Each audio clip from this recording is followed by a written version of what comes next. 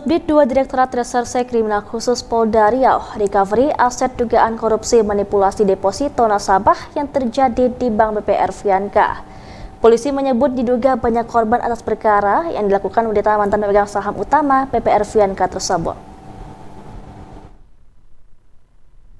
Pendalaman penyelidikan atas perkara tindak pidana perbankan dugaan korupsi manipulasi deposito yang terjadi di Bank BPR Vianka dengan tersangka seorang wanita berinisial HI yang menjabat sebagai pemegang saham utama di BPR Vianka. Saat ini dugaan korupsi terjadi masih dilakukan penyidik Subdit 2 Tindak Pidana Perbankan di Ditreskrimsus Polda Riau.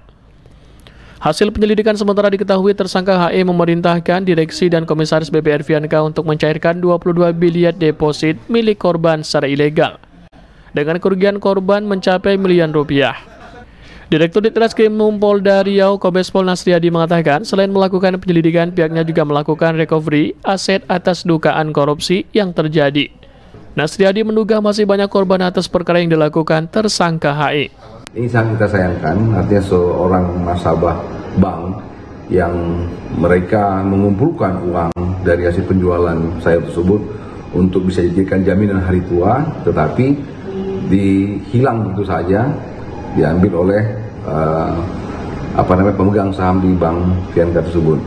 Kasusnya masih dalam proses, tersangka sudah kita amankan, masih dalam proses penyidikan, dan kita juga tidak menutup kemungkinan apabila ada korban-korban lainnya yang menjadi korban dalam permasalahan di Bank Vianka ini agar melaporkan kepada kita untuk kita cepat proses.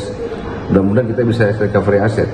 Yang bersangkutan mengatakan bahwasanya uang yang dia dapat 3 miliar ini hanya untuk menutup tutup lubang, karena masih banyak korban-korban yang lainnya yang menjadi korban si tersangka HL ini.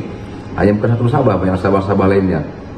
Terungkapnya kejahatan di bidang perbankan dengan memanipulasi deposito nasabah atau korban yang dilakukan tersangka HE setelah polisi melakukan penyelidikan dari laporan yang dibuat salah satu nasabah.